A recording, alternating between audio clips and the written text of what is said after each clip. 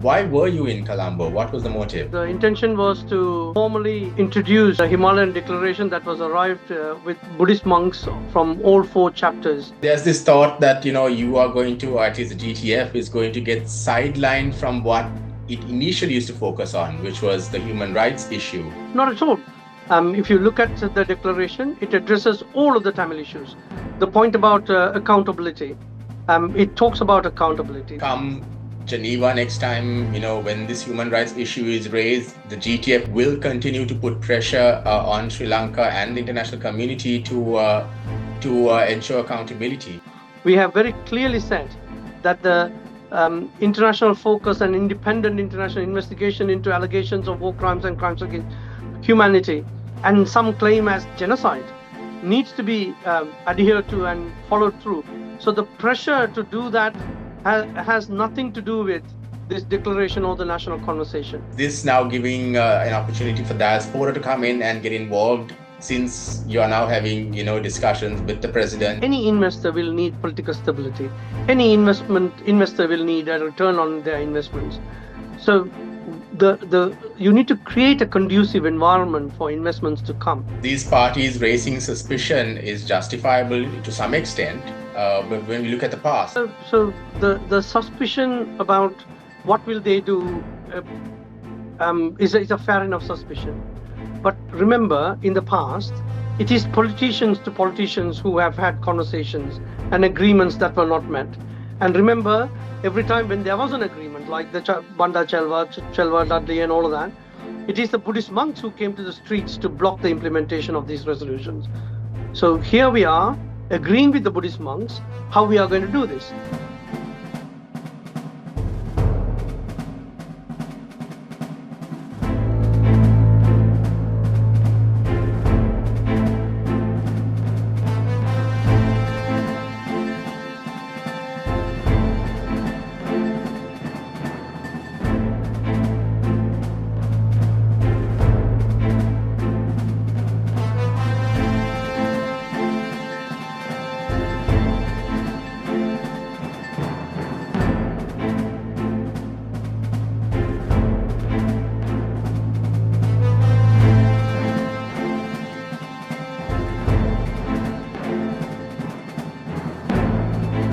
Hello and welcome to another episode of On Fire here on Daily Mirror. I'm Easwaran Rutnam.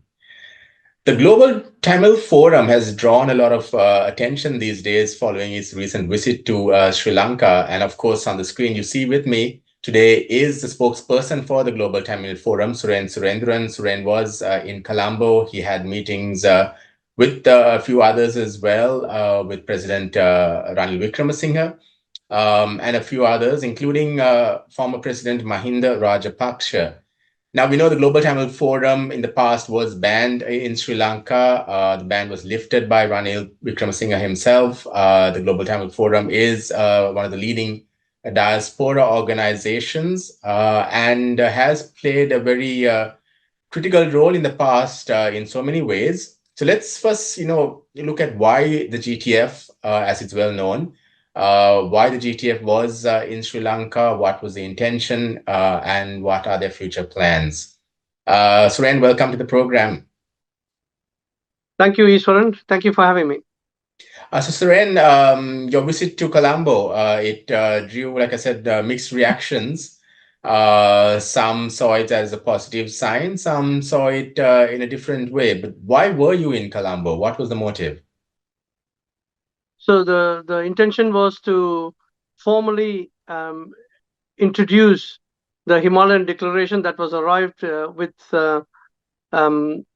Buddhist monks from all 4 chapters, Asgiriya, Malvatta, Amarapura and Ramanikaya. We came to an agreement as a framework document, a declaration. We called it Himalayan Declaration because this declaration was arrived at in Nepal in Nagarkot at the foothills of Himalaya, hence the name Himalayan Declaration. The visit was to introduce this to the people of Sri Lanka and also to formally hand over this document to the highest prelates of Asgiriya, Malvatta and Amarapura and Ramanikaya Mahanayaka Theros, and to all the other religious leaders of each of the religion, Catholics, Christians, Muslims, Hindus. So we formally handed over this document to those heads of religion, and also introduced the declaration to the head of state, Mr. Ranil Wickremesinghe, the opposition leader, and all other party leaders, the national party leaders in Sri Lanka, and the former President Chandrika Kumaratunga Bandaranaike, because she also engages in various issues that's faced by Sri Lankans. So that was the intention. So formal introduction to the Himalaya Declaration. So, but how did this come to be? The GTF working with a group of Buddhist monks coming to Sri Lanka and meeting the president himself. How did this whole setup come to be? So from the Tamil perspective, we found that every time in the 75 years of history in Sri Lanka, every time when a single leader and a Tamil leader came to an agreement, for example, Chelvanayagam Bandaranaike Pact, Chelvanayagam Dudley Senanayake Pact, the ceasefire agreement with the LTTE, the 13th Amendment to the Constitution. So every time when there was a sort of a resolution to the Tamil national question, it is the Buddhist monks who came to the streets and blocked its implementation each and every time, including the last time when Ranil Wickremesinghe, as the president, in December last year, when he said he's going to introduce or implement the 13th Amendment in full, which is already in the Constitution by the 4th of February this year. It is 1,000 Buddhist monks who came to the streets and blocked that implementation. So from the Tamil perspective, we found the Buddhist monks as a negative force for resolution for the national question in Sri Lanka. Likewise, the Sinhala Buddhist people feel that the diaspora doesn't want a resolution in Sri Lanka. They want to keep Sri Lanka unstable. They also feel very negative towards the Tamil diaspora. Which meant that we thought it just makes sense to engage the two negative forces to see what the fears and suspicions are and see whether we can clear some of that. So we approached the Buddhist clergy through the Association of War-Affected Women. Visakha Dharmadasa, who lost her son during the war, created this organization. I have been in touch with her since 2013. She came to London for some other engagement in September 22. I told her this is what we like to do, whether she could organize the Buddhist monks. And it so happens that the Buddhist monks were also willing. So we had representation from all of the four sects of Buddhism. We had this meeting in April at Nagarkot in Nepal. After 5 days of engagement, we came to an agreement, a framework document. We call it the Himalayan Declaration. That's how it came about. And to introduce that to the people of Sri Lanka and to create a national conversation on issues faced by Sri Lankans, this can be a start of a conversation. This can be the basis of the conversation. This is not written in cast iron. It's not set in stone. We are willing to accept changes to the declaration on the merit of each argument. So we are going to create a national conversation. So to create a national conversation in Sri Lanka, there are protocols and laws and stuff that you need to follow, because if we had come just like that and started talking about national conversation, I'm sure the military intelligence and the police and everyone would have got alerted and we would have got arrested. So there is a protocol and a set of rules that you need to follow. One of them is to introduce this idea and this declaration to the head of state, which is currently the President Ranil Wickremesinghe. He was happy to give us an appointment, and we met him and handed over the declaration jointly. He welcomed the idea. So the basis of this is for religious groups in Sri Lanka to start a national conversation in all 25 districts.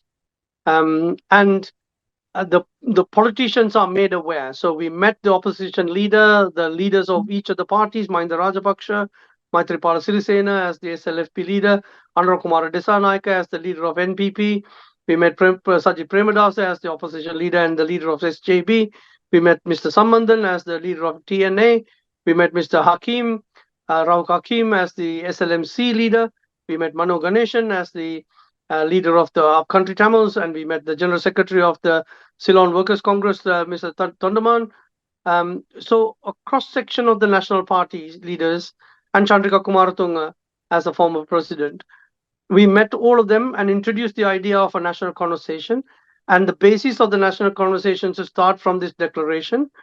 So that's how it came about. You mentioned that you met so many political parties, but there are some, Gajan Ponnambalam, one person in particular, who has been critical of your visit to Sri Lanka. There's this thought that, you are going to, or at least the GTF is going to get sidelined from what it initially used to focus on, which was the human rights issue, accountability, allegations of, war crimes and so on and so forth.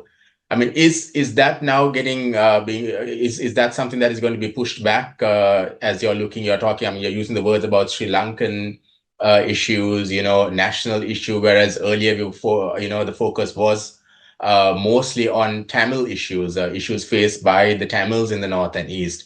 Is that now something that is going to change? Not at all. If you look at the declaration, it addresses all of the Tamil issues.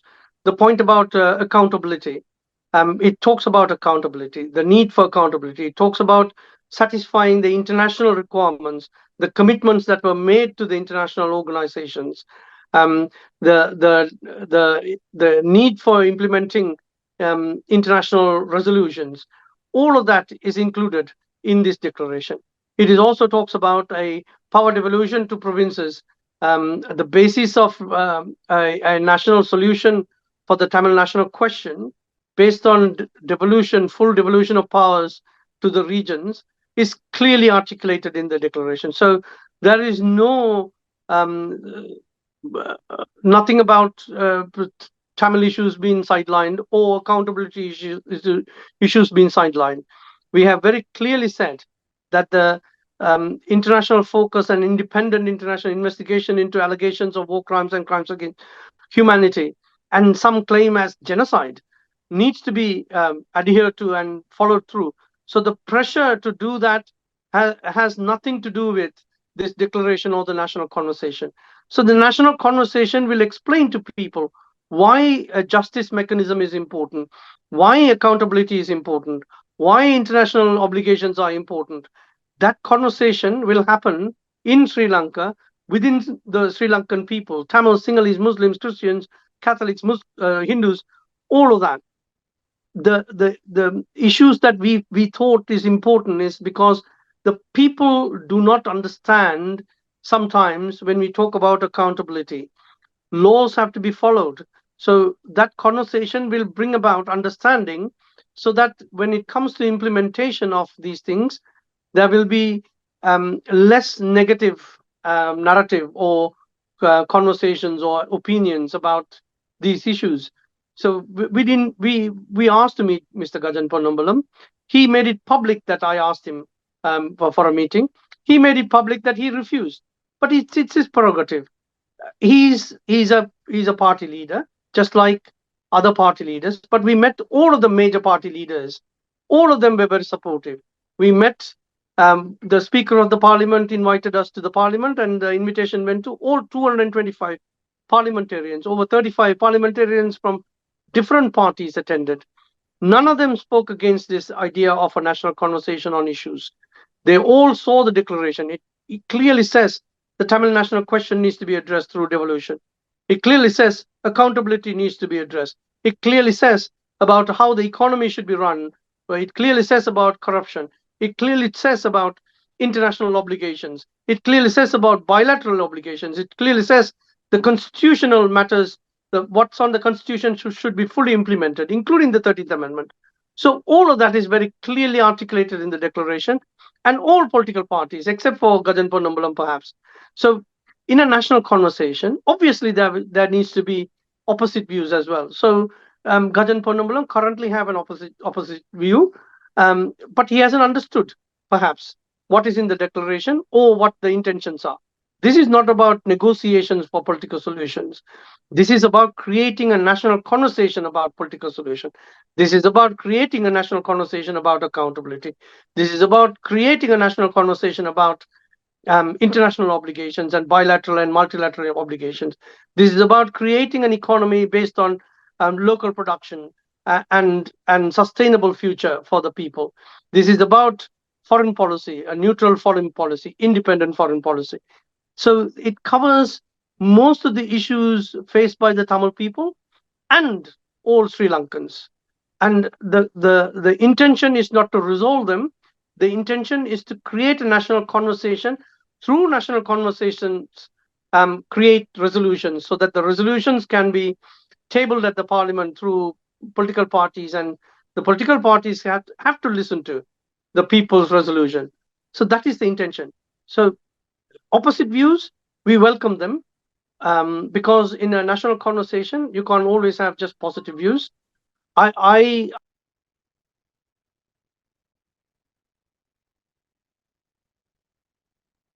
feedback. However, sections which are talking and commenting against this, and that is perhaps because of misunderstanding. So it's partly our fault that we didn't explain well. That is why I'm speaking to you just now, just like I spoke to many TV stations and media organizations, so that it's made very clear to people of the intention why we want to create this national conversation. So in essence, you're saying come Geneva next time, when this human rights issue is raised, the GTF will continue to put pressure on Sri Lanka and the international community to ensure accountability. Sure, definitely. So that process will continue. But at the same time, we want to reach out to the people of Sri Lanka through the religious groups, and explain to them why that accountability is fundamentally important. You cannot move on and have a peaceful Sri Lanka if you don't address the past. And we want to explain that through national conversation. There will be resistance, obviously. There will be opposite views, but let's have that conversation, because nobody has created that national conversation on issues. It is just the politicians who have created narratives saying that accountability is a bad thing, it's against Sri Lanka. UN resolutions are against Sri Lanka. They are not against Sri Lanka. It is in favor of the people of Sri Lanka. That conversation needs to happen. And I remember the last time we spoke, Suren, you also spoke about the need or the opportunities that are there for the diaspora community to come and assist Sri Lanka during the economic crisis when, that crisis was taking place back then. Has this sort of opened that door for you as well, and for, the Tamil diaspora especially, to now get more involved, not just Sri Lanka per se, but in developing the north and the east, the Tamil areas, which were, more and more neglected in the past? Is this now giving an opportunity for diaspora to come in and get involved, since you are now having, discussions with the president and you have access to the government and to the country, which, at one point blocked you from coming in? So, certainly. But if you think about investments, any investor will need political stability. Any investor will need a return on their investments. So you need to create a conducive environment for investments to come, be it from the diaspora or any other foreign investor. That is why this national conversation is important, so that through the national conversations, if we can create resolutions and make them legislated and change the constitution, whatever it takes to make these issues resolved, by resolving the issues, create a conducive environment for investment, conducive environment with political stability. When you create that kind of environment, investments will come. We don't need to go looking for them. The people will come because there are opportunities in Sri Lanka. You spoke about political stability. 2024 is going to be an election year in Sri Lanka. There's a lot of talk of who might, take power next year, whether it's Ranil Wickremesinghe or whether it's the SLPP with Mahinda Rajapaksa. How would, let's say there is a change in administration. Do you think that, since you've been meeting most of the political parties that are likely to contest and take power next year, do you think that this process, your process, will be given room to continue even in under a new regime? So the idea of meeting the party leaders was to get as wide support as possible for this process and make it public that all of these party leaders and parliamentarians were met, and the declaration was clearly explained and introduced to the declaration, and the process well explained that a process of national conversation through religious groups going into the 25 districts is going to take place. None of the political party leaders that we met had anything negative to say. They all thought it's a novel idea. It's an important idea. Rahul Hakim, for example, said a bottom-up process coming from ground zero is an important way of resolving problems. Sajid Premadasa said that kind of resolution can be the permanent and durable solution. Mr. Samanthan said such an idea we should have introduced that a long time ago, many years ago. He said 3 times. He said we should have done this a long time. We should have gone to the Buddhist monks and the religious groups for help in resolving problems long time ago. That is what Mr. Samanthan said. Mahinda Rajapaksa, as the party leader for SLPP, said this is the right approach to come through the Buddhist monks, and he appreciates that. That's what Mahinda Rajapaksa said. Chandrika Kumaratunga Bandaranaike said fundamentally important to go to the ground and get resolution through national conversation. Anura Kumara Disanaike said that is how they approach problems. He even announced a week, 10 days ago, that the social restructure in Sri Lanka has begun, he said. So this fits into his narrative of social restructure. So that way it's supportive. Mano Ganeshan said it's a good idea. Jeevan Tondaman said it's a great idea. All of these party leaders and the main stakeholders, including the parliament itself, the speaker himself, the justice minister, Vijayadasa Rajapaksa, all included in that meeting in parliament, all of them said it's a fundamentally important approach to take the matters to the people and have a national conversation and bring resolutions through this national conversation.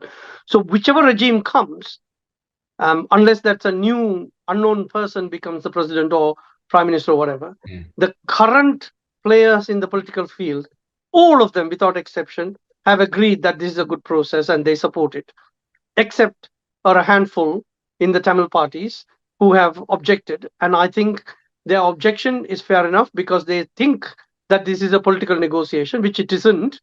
So I'm sure when they understand the full breadth of this program and the transparency of this program, it will be inevitable that they will also have to support it. But I guess these parties raising suspicion is justifiable to some extent. But when we look at the past, I mean,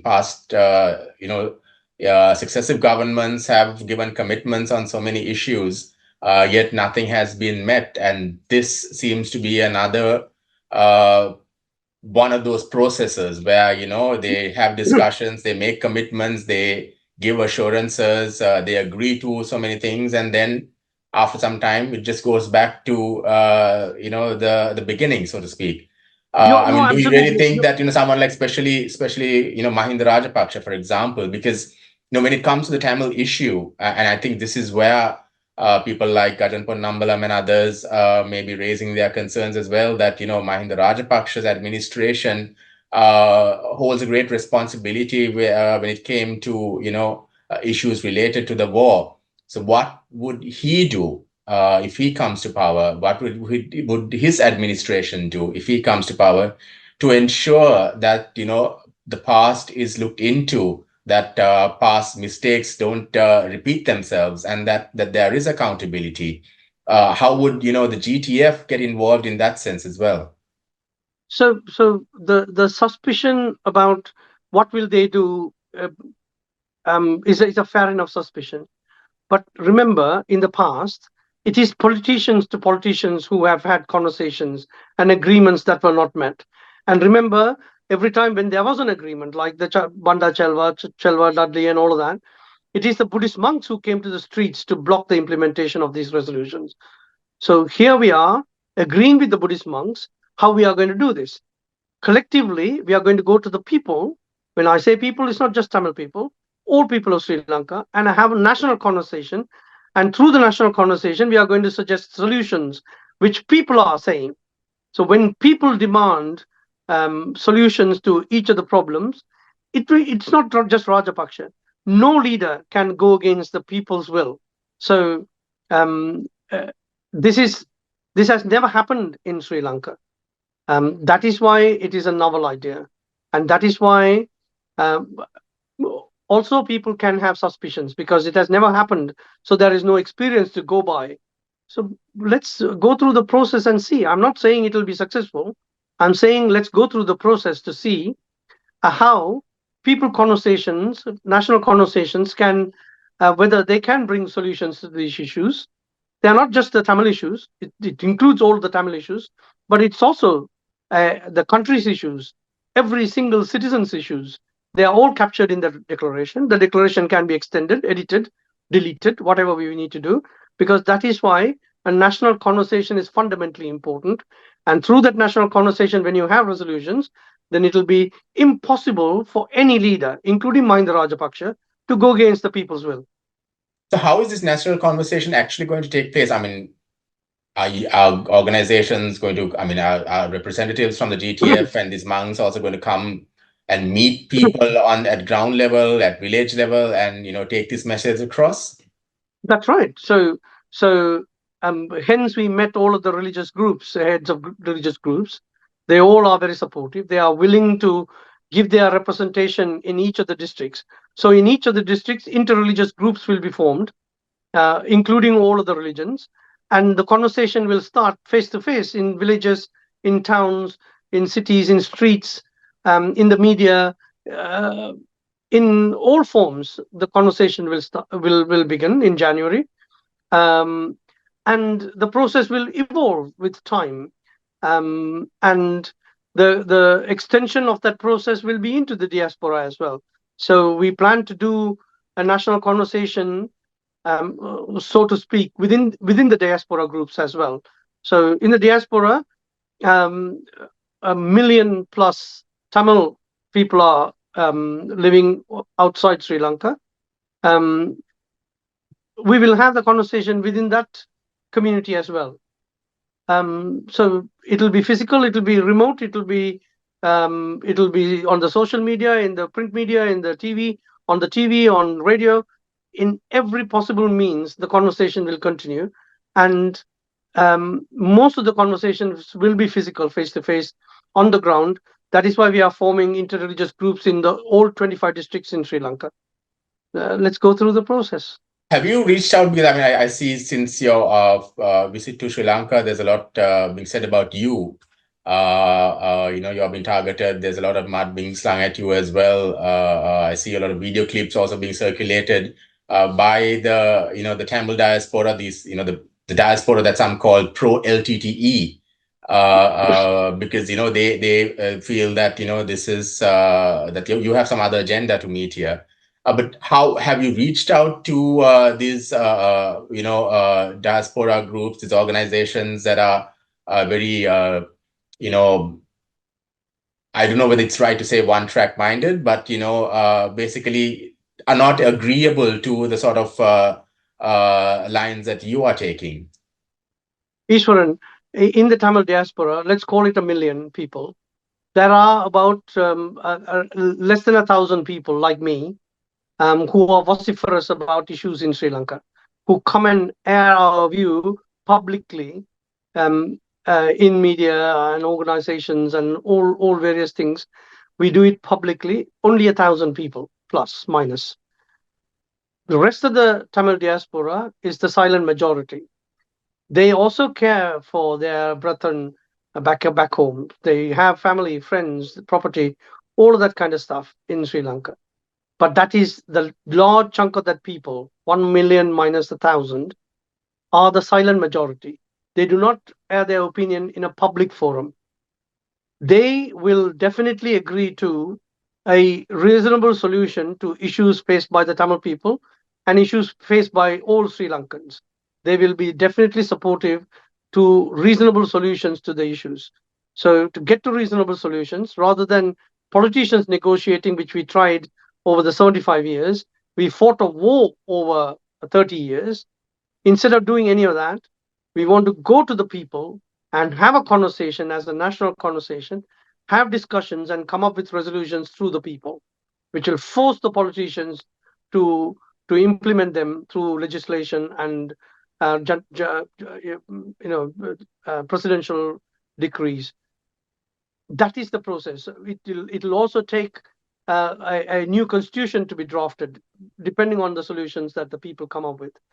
Reaching out to the diaspora groups, obviously we will. You need to start somewhere. Here is the beginning. Last week was the beginning. On the 7th of December, we met the president, formally handed over the document. 8th of December, we met the Mahanayaka Theros in Kandy.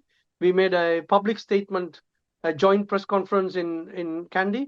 We went to Jaffna. We met the Nallur Adinam. We had a puja at the Nallur temple. We met the Jaffna Bishop of Jaffna. We came back to Colombo. We met the Jamiatullah Ulama General Council representing the Muslim people. We met the Colombo Bishop of Colombo for the NCC, the National Christian Council. We met Cardinal Malcolm Ranjit representing the Catholics. So a cross-section of the religious groups have been met. This is how we are beginning. So, and also we met all of the party leaders. We are extending the program into diaspora at the right time, but the national conversation has to begin in Sri Lanka. Let the national conversation begin in Sri Lanka. Let's have, I mean, I can see comments and, like you say, mudslinging and all of that. In a democracy, those are all important, because you cannot only have positive feedback about any program, particularly a program of this nature, which is a novel program, never happened in Sri Lanka over the 75 years of history since independence. So there will be negative comments. But broadly speaking, there are positive comments are greater. I haven't seen a single newspaper or media organization in the South talking against this program. I have seen many positive feedback from media organizations in the Tamil media. There are some who are airing suspicion and fear about this program. They even go to the extent of saying this must be a internationally funded some conspiracy. Let's have the national conversation in a transparent way. People will understand. So we will reach out to the diaspora. At the right time, we will bring the Buddhist monks to the diaspora so that they can also have the conversation with the monks and the religious groups. Let's see what happens. And we also saw strong reactions from the international community to this program, supportive of this, of course. What sort of role would you be anticipating from the international community going forward? So we met most of the stakeholders, the diplomatic community in Colombo. We also met in the capital. So Julie Chung, the American ambassador, was very supportive. She even went to the extent of asking us, what kind of support can American administration give you? The State Department said when the right time, when it's right time, when the national conversation has begun, when you bring the monks to the countries where the diaspora is, let's meet them at the State Department. The British High Commissioner, who is on holiday, asked the Deputy High Commissioner to meet us. So we had a kind of a morning breakfast session with the Deputy High Commissioner of UK at Westminster House. The Swiss ambassador hosted a reception for all the joint delegation and invited many diplomats, including the Japanese ambassador, the South African High Commissioner, the Australian High Commissioner, the Canadian political attaché, the French political attaché, the UN resident coordinators representative, the ICRC representative, the UK representative, the US representative, the French representative. So there were a cross section of diplomatic community were present at the reception hosted by the Swiss. The Indian officials gave us a dinner to the joint delegation. So I had some positive feedback from the OHCHR, from the UN Women Rights Council. There have been many international reactions which are all very positive.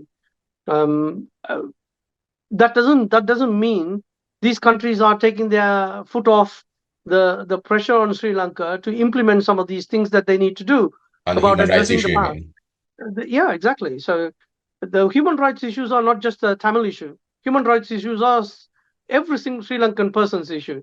The crime that committed by the police in custody to the victims. It's not just a Tamil matter. It's for all Sri Lankans that is a matter. That is a problem.